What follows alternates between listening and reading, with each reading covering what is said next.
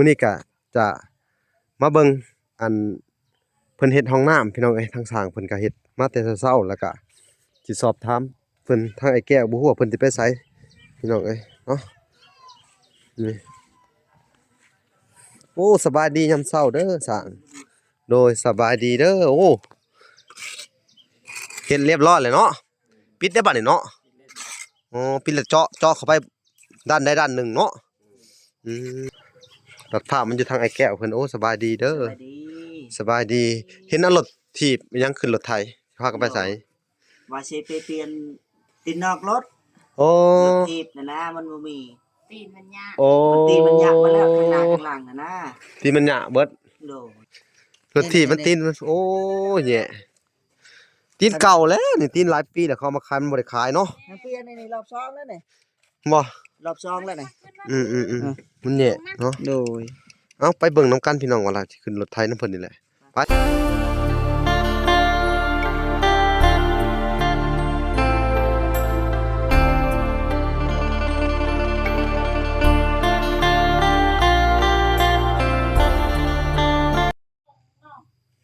โอเคพี่น้องเอ้ยกราบสบายดีพ่อแม่พี่น้องเบิดสู่คู่สู่คนเนาะก็ยินดีเข้าสู่ช่อง YouTube เบาหลาสายบุญคุณธรรมคือเก่าเส้นเคยพี่น้องเอ้ยเนาะ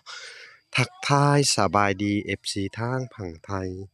และ FC ทางฝั่งลาวและ FC ทางต่างประเทศนำเด้อพี่น้องเอ้ยเนาะที่รับชมเบาหลาอยู่เนาะเอ้ามื้อนี้ก็จะมาเบิ่งอันเพิ่นเฮ็ดห้องน้ำพี่น้องเอ้ยทางสร้างเพิ่นก็เฮ็ดมาแต่เช้าๆแล้วก็สิสอบถามเพิ่นทางไอ้แก้วบ่ฮู้ว่าเพิ่นสิไปไสพี่น้องเอ้ยเนาะนี่โอ้สบายดียามเช้าเด้อสร้างโดยสบายดีเด้อโอ้เฮ็ดเรียบร้อยเลยเนาะปิดได้บัดนี้เนาะอ๋อปิดแล้วเจาะเข้าไปด้านใดด้านหนึ่งเนาะอืมมันจะมี2ท่อ2อัน2ท่อแต่ว่ามัน6ท่อพี่น้องแต่ว่าเฮ็ดอัน2ตั้งขึ้นมาพี่น้องเอ้ยเนาะ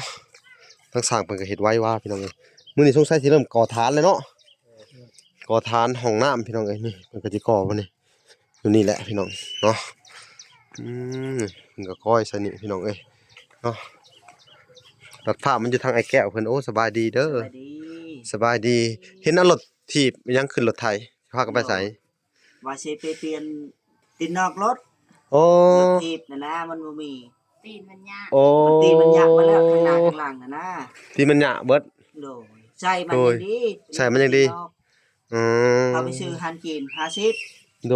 ย50แม่นแล้วเฮาเปลี่ยนเองว่าสิบ่หรือว่าเฮาสิไปถามเขาว่าราคาตัวใดมันดีกว่านะแบบว่าตีนมันหามันดีกว่าเขาก็ไปถามเบิ่งหลายๆร้านยันว่าเขาไปซื้อร้านเก่าแล้วมันบ่ดีรถไทยน่ะนะมันน้ำปิดเปิดออกน่ะนะมันเสียวาล์วน่ะนะอ๋อเพราะว่าเพิ่น25,000กีบบ่แม่นหรือ30,000กีบนั่นแหละโอ้ไปซะไปเบิ่งไปที่ผู้ที่ทางอันแม่ถอนแก้วเพิ่นก็ว่าสิเปลี่ยนตีนรถให้เจ้าผู้ดีเลยเด้อเอ้าก็สิตามไปเบิ่งก่อนพี่น้องเอ้ยสิตามไปเบิ่งบ่อแก้วเพิ่นไปเปลี่ยนโอ้อันนี้20,000กีบมันประมาณ20 30นี่เปลี่ยนตัวนี้ก็ได้ไอ้กอกน้ำมันรั่วมันรั่วโอ้อันบ่ระบายน้ำพี่น้องเอ้ยไปแต่รถถีบไปแล้วมาลงนี่พี่น้องเอ้ยรถถีบมันตีนมันโอ้แย่ตีนเก่าแล้วนี่ตีนหลายปีแล้วเขามาขายมันบ่ได้ขายเนาะเปลี่ยนนี่รอบ2แล้วนี่บ่รอบ2แล้วนี่มันแย่เนาะโดยเอ้าไปเบิ่งนํกันพี่น้องว่าล่ะสิขึ้นรถไถนำเพิ่นนี่แหละไปสตาร์ทเครื่องเลยพี่น้องเอ้ยผู้ที่เห็นเพิ่นสิไปก็สิตามเพิ่นไปเบิ่งเนาะลงเร็วขึ้นมาลูกมาขึ้นนะกันสิไปแล้วเมื่อกี้นี่คือขึ้นหรอขึ้นมามาคือว่าเพิ่นขึ้นรถไถนำบ่นี่ฮะมันขึ้นในเมื่อกี้นี่มันขึ้นไปหรอเพิ่นจากไปนำเขาบ่มาลงเร็วขึ้นไปได้มั้ยเพิ่น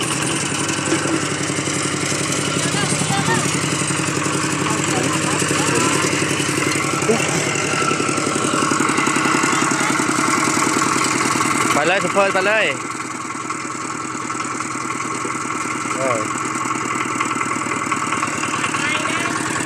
ลองรถไถใหม่พี่น้องในบ้าน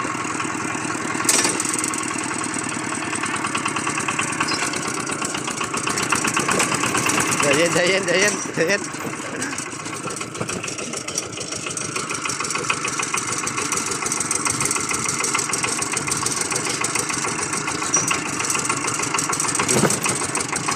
ใจเย็นใจเย็นใจเย็นลบเอานั่งกันดีเด้อเอาพี่น้องเลย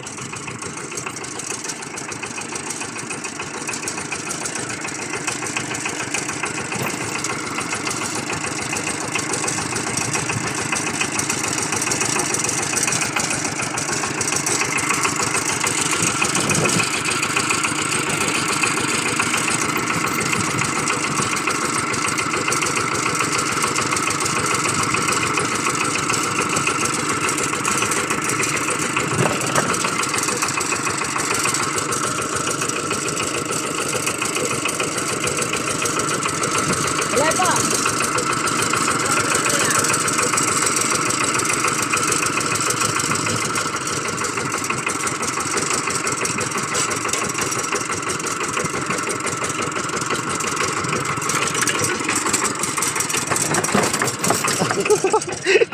นี่พี่น้องหัวทุยอะ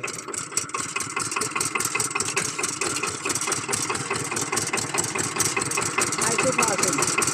ใช่อ๋อเป็นมาเวียดเป็นมีเวียด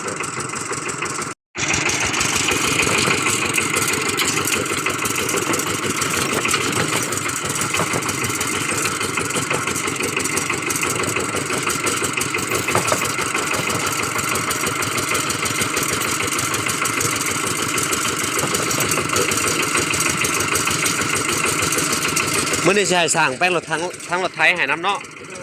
อืม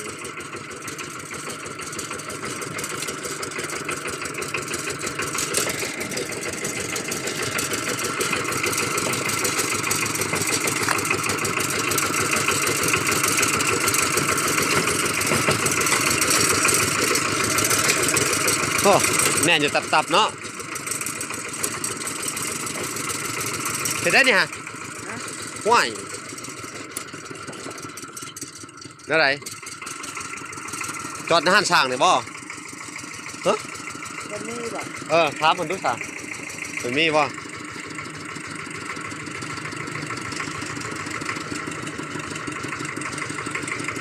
ถอยดูซะถอยดูถอยก็ได้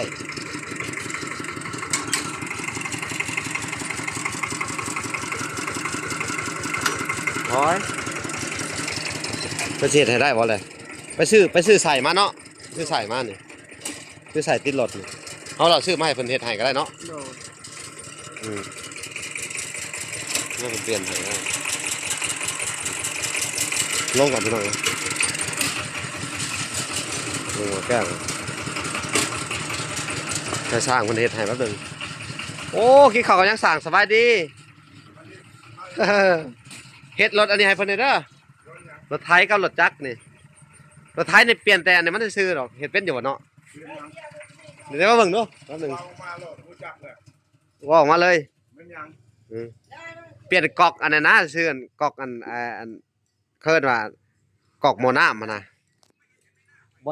บนระบายของน้ำโมน้ำมันนะไปเบิ่งดูโอ้ยอันนั้นระวังเด้อ หิวไปน้ำ อันเท่าไหรบ่ มันเดิม มันซึม มันซึมเหรอก อกระบายของน้ำนี่ต้องเฮ็ดอะไร จังหวะเด้อเขา บ่ ไปเปลี่ยน มีแต่ว่าไปซื้อต้นมาก็ได้เนาะ อย่าเปลี่ยนบ้านว่ะ อืม อย่าเปลี่ยนให้ เปลี่ยนได้แต่บางคันยันมันหักขาเวลาเขาพันออกยุ่ง ยุ่งบ่มาเสียได้บัดนี้หึมันโอ้มันค่อยๆเปลี่ยนค่อยๆหมุนได้บ่มันก็บ่ยากหรอกมั้ง คอยมุ่นกับ ลองเบิ่ง ว่าพื้นว่ายันมันหักขา เออ ก็ไปเจียวจดมาใหม่นะ ย้ายบุแลห้ามระดับเลยตะเกียด อืม ำก็เขาก็ดับ เนาะลองเบิ่งเนาะบ่เป็นหยังดอกมั้ง แล้วเคยเกาเปลี่ยนนอนบ้านวะ ตะบอนตะบอนเครื่องอย่างเงี้ย รถถีบเด้นี่รถถีบ หันกิน เออ ยัน เอาไปซะย้อนลงไงแก้วหรือว่าเสียไปเบิดห้านเผื่อเขาเฮ็ดได้เนาะ ไปหมุนหานเลยสบายกว่า เอาไปผูกก็ได้หันจีนจะทำให้เขาเห็นให้เดี๋ยวเวลาสิย่างก่อนพี่น้องเอ้ย ไปหันชีนพุ่นตัวแรกนะ หันจีนตัวพุ่นตัวแรกพุ่นแหละพี่น้องอะไรมันมีแต่หันจีนเบิดพี่น้องเอ้ย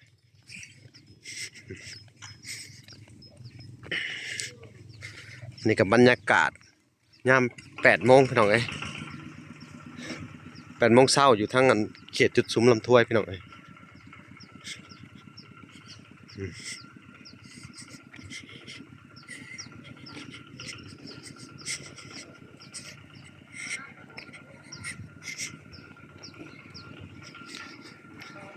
เขาก็จะมาถามเบิ่งอะไรรถเนี่ย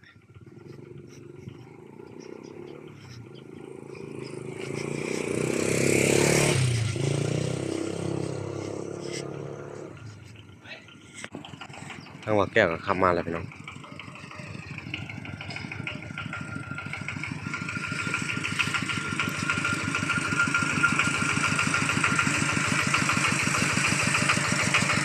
เข้ามา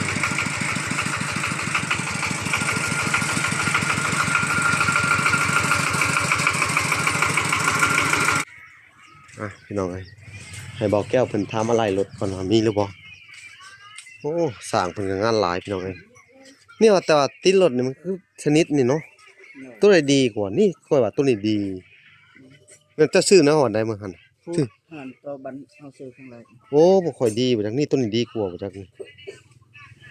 เดี๋ยวเกียร์ซ้อมหน่อยลองซ้อมหมด อืม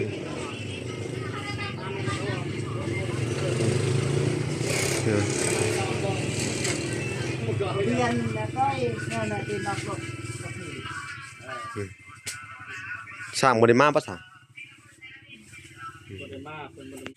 พี่น้องเฮาสิสอบถามมามีตัวนี้บ่อะไรรถไถนาแบบนิ่มจะเฮ็ดได้บ่มีบ่มีเนาะพี่น้องอืม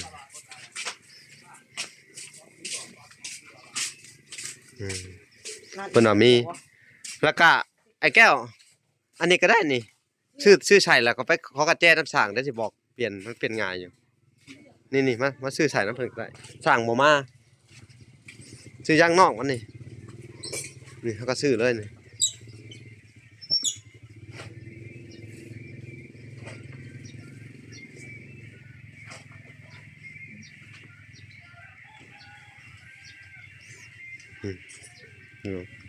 พี่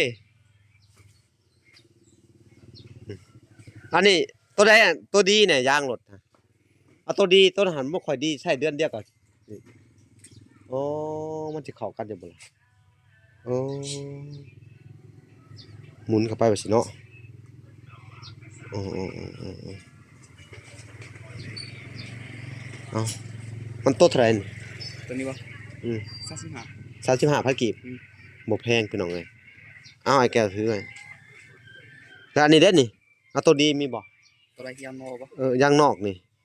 มีแต่ตัวนี้นะ ฮะ มีแต่ตัวนี้ มีแต่ทอนี่เนาะมันซื้อไปใส่แป๊บเดียวก็มันบีมันเหิบเลยมันบ่มีตัวดีเนาะ มีตัวนี้บ่มีตัวดีอันเท่าไหร่นี่ฮะเส้นนี่ ตัวนี้บ่ อืม ตัวนี้อันนึงโพสทันประมาณ อืมมีแต่ทอนี่เนาะยางมันพี่น้องเอ้ยจะซื้อไปได้เจ้าเลือกเอาแม่แก้วตัวนั้นมันสิดีกว่าจะเลือกเอาโมเมนต์ตัวพี่บ่ตัวหลุมผู้บ่ดีกว่านี่ดิ มือเนี้ย นั่น มี เลย มือ ร บ่ ถ คือ ติด กัน ได้รถถีบเ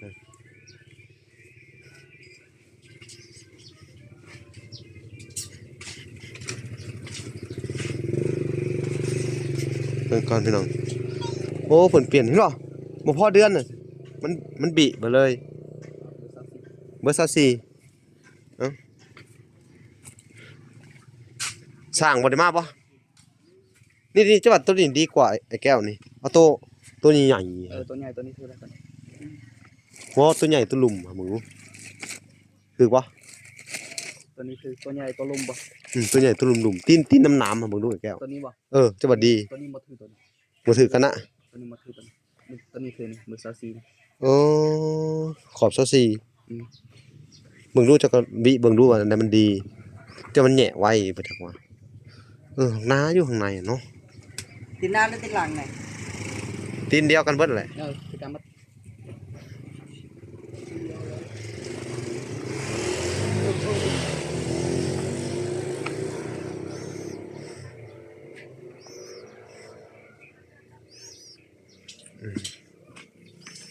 สองอันนี่ตัวนี้มันบ่นั่นน่ะนี่ตัวหน้าบ่เอามันสิบุเลยนี่มันกรอบแล้วมันสิแตกเลือกเอาดีๆเอาแล้วโทษตก นี่แต่ชนิดเดียวสองตีนกะจ่ายเงินอันเท่าไหร่ล่ะทั้งเบิดหาไหลดูซะ เชียนซอก แสนซาวเนาะแสนซาวเนาะนี่ ตัวนี้เชียนซอก ตัวนั้นเด้ 35แสน เชียน55 แสน55,000พี่น้องอันนี้ก็จะใช้เป็นเงินแม่ถอนแก้วเด้อพี่น้องเอ้ยเนาะเพิ่นก็ได้บอกว่าล่ะว่าให้อันพาไอ้แก้วเพิ่นเอารถไปจักรยานไปซ่อมพี่น้องเด้อรถถีบนั่นน่ะพี่น้องไปแป้งเพิ่นว่า เอ้าพี่น้องเอ้ยว่าล่ะก็สิจ่ายเงินแสน55เนาะ เปลี่ยนให้ได้ อ้าวนี่พี่น้องเอ้ย155,000กีบเนาะโอ้โห จะมาตอนนี้ ถือเอาไอ้แก้วไปเปลี่ยนให้หั่นนั่นแหละหั่นสร้างคือเก่าแหละตัวนั้นก็ถือเอาให้เราเปลี่ยนให้ว่ะ สวัสดิ์ละวายันเปลี่ยนเดี๋ยวไปเปลี่ยนมันเจ้าล้างรถสวัสดิ์ในทางเราซ้อมเป็น ไปเบิ่งยันขับไปเบิ่งก่อนไปเบิ่งก่อนนั่นแหละมันที่เขาเคยล้างรถนะได้มันมีหลายห้านเราไปเปลี่ยนก่อนแต่ว่าห้านนี่เพิ่นบ่กล้าเปลี่ยนเนาะ แม่ เดี๋ยวมันหักอันนี้ก็บ่ได้แพงพี่น้องเอ้ยเนาะมั้งนี่ก็35,000กีบเนี่ย ไปเด้อไป บ่จุกใหม่เอาโดยโอเคขอบใจเด้อเช่นกันเอาพี่น้องเอ้ยเดี๋ยวว่าล่ะสิพาเพิ่นไปเบิ่งห้านนั่นนี่เพราะว่าช่างส่วนหลายเพิ่นบ่ค่อยชำนาญในการเฮ็ดรถเนาะทางเขตนี่พี่น้องเอ้ยเนาะเขาก็ชีวิตหาเบิ่งบนช่างชำนาญเฮ็ดเนาะพี่น้องโอเคไปพ้อกันอยู่ห้านนั่นช่างคนนั้นเลยพี่น้องเอ้ยบ่แก้วเพิ่นกำลังสิเดินทางไปห้านอันบ่ที่ว่าเพิ่นจะซ่อมรถน้องเนาะมันเพราะว่ามันหลายห้านแล้วพี่น้องไปเบิ่งน่าจะเป็นห้านนะบ่รู้ว่าเขาสิอยู่หรือบ่พี่น้องเอ้ยไปเบิ่งอีกรอบนึงน่าจะไปนำเพิ่นฮะโอ้ห้านปิดพี่น้องเอ้ยมึงก็ไปขอให้สร้างคนน่ะเฮ็ดคือเก่าแหละไปขอให้เพิ่นเฮ็ดให้คือเก่าพี่น้องเอ้ยโค้งกลับนี่ห้านนี่เป็นซ่อมรถพี่น้องซ่อมรถจักรรถใหญ่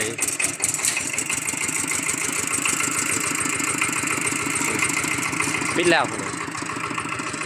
ระวังเด้อข้างหลังหลบโค้ง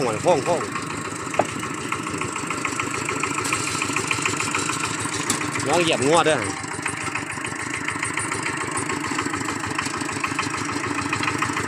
เล่นงานเลยสิ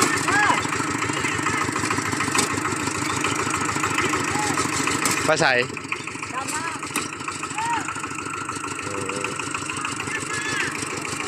ดำนาสั่งก็ไปดำนา พาจุดรถพี่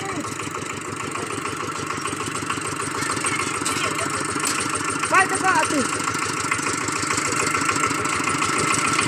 ไปบาทเป็นดำนาไปหั่นใหม่มาพี่น้องไปพ่อกันอยู่หั่นเก่าอีกเลยพี่น้องเลยกะสิบวิทสั่งแหละซื้อมาแหละให้เพิ่นลองหมุนให้เบิ่ง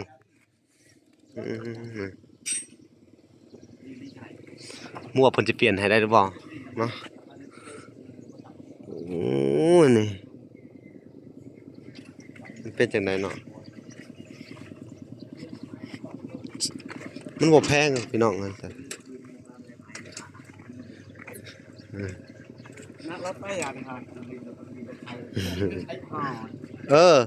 เป็ดอันน่ะสร้างลองหมุนให้ดูสร้างบ่มีสร้างตัวใดก็บ่อยู่สร้างตัวใดก็บ่อยู่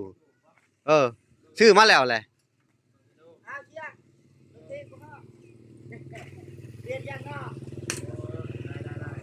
เปลี่ยนให้เพิ่นเด้อยังนอกยังในหั่นเด้อืมพี่น้องซื้อว่าอะไรทั้งเบิดน่ะเบิด155,000เนาะแล้วก็ยังค่ามือสร้างอีกบัดนี่พี่น้องเอ้ยเอาพี่น้องเอ้ยพาเบิ่งก่อน เปลี่ยนทำไมเนาะ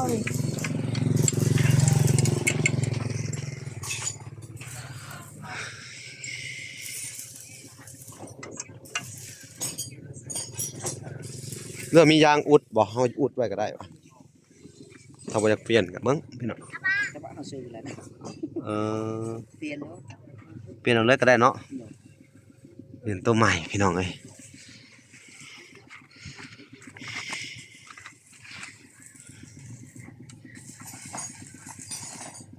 เด้ออกง่ายอยู่เนาะ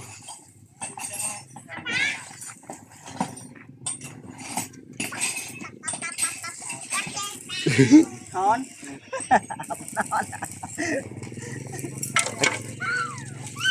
ว้าสิได้น้ำเลยไปแก้วน้ำจะเบิดเลย ว่าจะไหนเขาเติมไหม น้ำยาเจ้าที่ไหนมันขวด เมื่อ เล วาย นนี้มันก็หมดคอยเติมใช่ไหม หมดน้ำยาจะมันเบิดเลยก็บดตรงเอาน้ำยาไว้ไปกินนี่ น่ะเจาะเกาทำไมเบิ้ลวะน่ะดีห้างดินมันช่วงนะ เปลี่ยนน้ำยาใหม่พี่น้องเลยก็พอดีเปลี่ยนใส่ในรถน้ำพี่น้องเลยเปลี่ยนให้เบาแก้วเพิ่น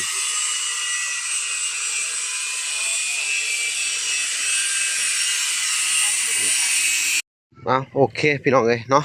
หลังจากที่ว่าเพิ่นเปลี่ยนอันนี้มันก็บ่ยากหรอกพี่น้องเนาะมันก็แล้วแหละคือบ่เอาน็อตใส่ในต้นนี้มันเป็นอะไร ว่าตัวนี้มันฮัก อ๋อค่าบ่บ่เป็นหยังดอกบัดนี้เนาะ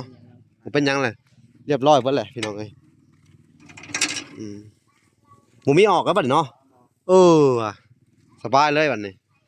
อันนี้อันละ20,000เนาะอันนี้15,000แม่นบ่เดี๋ยวมาแล้วนะมีใครซื้อ โทรสั่ง เด็กโตทางหลังกับทางหน้าหันบอก50,000 กีบ 50,000เนาะ รุ่นพันเก้า มันให้ค่ามือสร้างก่อนพี่น้องเอ้ย50,000กีบแล้วก็รวมถึงค่าซื้ออันน่ะเบิดเท่าไหร่ไอ้แก้วซื้อน่ะ35เลยเนาะ 35 ตัวนั้น15 35ใส่15 40 50 60บวกใส่น่ะพอดีเป็นแสนนั่น110เนาะทั้งเบิดแต่ว่าอันนี้จ่ายแค่50พี่น้องว่าเบิดก็พอดี110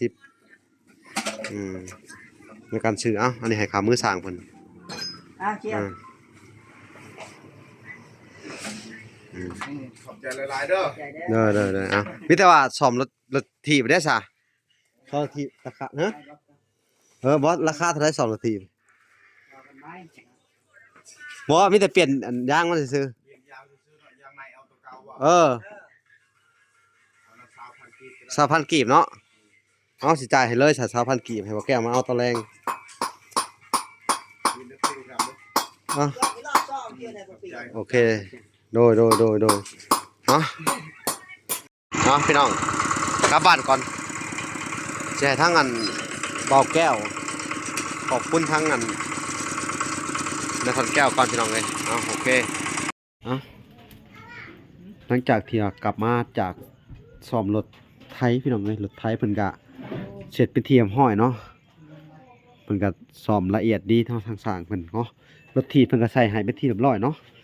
นี่พี่น้องเอ้ยใส่ตีนใหม่เบิดแหละเนาะพี่น้องเอ้ยเนาะฝนก็ตกพี่น้องเอ้ยก็เลยพากันขึ้นเฮือนเนาะสิขึ้นไปอันให้ทางอันบ่อแก้วเพิ่นเนาะสิขึ้นไปสอบถามเพิ่นทางบ่อแก้วแล้วก็เมียเพิ่นพี่น้องเอ้ยเนาะคนนี้สอบรถแล้วกับคนตกเนาะ โดย เป็นจังไดสบายดี อะไรดีลูก สบายดีเดียว สบายดีอีกครั้งหนึ่งย้อน สวัสดี ส วัสดีเนาะ สวัสดี อ่า อาเดียวมาก เนาะพี่น้องเอ้ยเป็นจังได๋ซ่อมรถไถก็เรียบร้อยดิ เรียบร้อย เนาะ โดย มันก็บ่ได้หัวบ่ได้มีหยังหัวแล้วว่าน้ำเนาะ โดย มันก็ เรียบร้อยแล้ว แม่นเนาะหัว ปกติ เขาเอิ้นว่าบ่อนระบายน้ำมันหม้อน้ำเนาะ โดย มันซึมพี่น้องกะราคาตอนนั้น 35,000 กีบเนาะ โดย เขาซื้อราคา 35,000 โดย กับตีรถทีบเนาะ รถที่เท่าไหร่วะ เส้นละ60 60 2เส้นกะ เส้นซาว แสนซาวบวกใส่กับอัน35เป็นเท่าไหร่55เนาะ โดย 55แล้วก็เฮาก็ ไปซ้อม ของรถไถอีก โดยเอานางลงเอานิ้ว นางลงอาเดียว แล้วก็เอามาให้ช่างซ่อมรถไถ ช่วงมันเนี่ยก็ซื้อ สบายดีสบายดีลูก 15ใส่5 50กับซาว บ่15ใส่55อันแสน55เป็นแสน6แสน7เนาะ โดย แสน7แล้วมาบวกไข่กับอันไอ้ อาสาร ค่าสร้าง 50 50ผู้ที่อัน200,000แม่นว่า220,000เนาะ โดย 220,000แล้วก็220,000แล้วก็240,000ใส่ค่าซ่อมรถถีบเนาะ โดย ผู้ที่สำนั้นเนาะ240,000ทั้งเบิดแม่นบ่ แม่ แล้